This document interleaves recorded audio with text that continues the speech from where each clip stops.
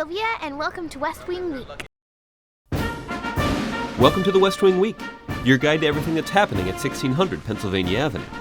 This week, the Vice President traveled to Boston for a memorial service for Officer Collier, and the President memorialized the victims of the West Texas explosion. The President also hosted at the White House the Amir of Qatar, the Teacher of the Year, the third annual Science Fair, and visited Dallas with the First Lady for the dedication of the George W. Bush Presidential Center. That's April 19th to April 25th, or This Stuff's Really Cool. In my official capacity as president, this stuff's really cool. Late Friday night, the President addressed the nation after the capture of the remaining suspect in the Boston Marathon bombings. All in all, this has been a tough week. But we've seen the character of our country once more. And as president, I'm confident that we have the courage and the resilience and the spirit to overcome these challenges and to go forward. On the 43rd annual Earth Day, the President hosted the third White House Science Fair. He viewed exhibits by the student winners of science, technology, engineering, and math competitions from all across America. And these burn as if they were wood. As if they were wood. Mm-hmm. This city was built as a role model for other cities. Looks great. I'd love to live there. Only because these guys really want this photo. You're producing kinetic energy. Yeah? So my concept is I'm trying to revive my middle aspirate. Yeah, those are some big rockets there. So you want to see it work? Absolutely. Let's test this sucker out. So did you guys get a patent on this thing? Not yet. Well, you better before somebody gets an infomercial selling this thing, and it was your idea. West Wing Week caught up with Bill Nye the Science Guy, LeVar Burton, and the winner of the 2013 Intel Science Competition, Sarah Volz, who starred in the first ever White House Vine. And what I like to remind everybody is the economic benefit of science. But wait, the science fair isn't over yet. West Wing Week also caught up with Valerie Jarrett and Cal Penn to try and emphasize some of the groundbreaking research being presented at the White House. That's amazing! Then, at 2:50 p.m., the White House observed a moment of silence in honor of the victims of the Boston Marathon bombings.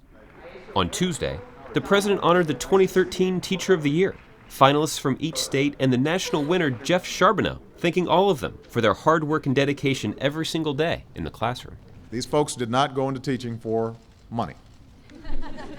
They walk into the classroom every single day because they love doing what they do, because they're passionate about helping our children realize the best versions of themselves so that our country can become the best version of itself. Later, the President welcomed to the White House the Amir of Qatar. If our two countries are communicating frankly and constructively, we can be a force for good for the entire region and for a vision of the Middle East that is democratic, that is prosperous, that is tolerant, that is representative of all peoples, and that is a force for good around the world. On Wednesday, the Vice President and Dr. Jill Biden traveled to Cambridge, Massachusetts, to attend the memorial service for slain MIT police officer Officer Collier. Why this terrorist phenomenon of the beginning of the 21st century? Why do they do what they do? They do it to instill fear, to have us, in the name of our safety and security, jettison what we value most and the world most values about us, our open society, our system of justice that guarantees freedom, the access of all Americans to opportunity, the free flow of information and people across this country, our transparency. That's their target. It infuriates them that we refuse to bend, refuse to change, refuse to yield to fear. The doctrine of hate and oppression, they've found out, cannot compete with the values of openness and inclusiveness. Later, Dr. Biden made the short trip across the Charles River to the Marathon Memorial Site in Copley Square. Here, she left flowers and a pair of running shoes in honor of the victims of last week's bombings at the Boston Marathon. On Thursday, the President and First Lady joined the dedication ceremony for the George W. Bush Presidential Center in Dallas. Set to open May 1st, it includes former President George W. Bush's Presidential Library and Museum, the George W. Bush Policy Institute, and the offices of the George W. Bush Foundation. It's impossible to truly understand the nature of the job until it's yours, until you're sitting at that desk. And the first thing I found in that desk the day I took office was a letter from George, and one that demonstrated his compassion and his generosity.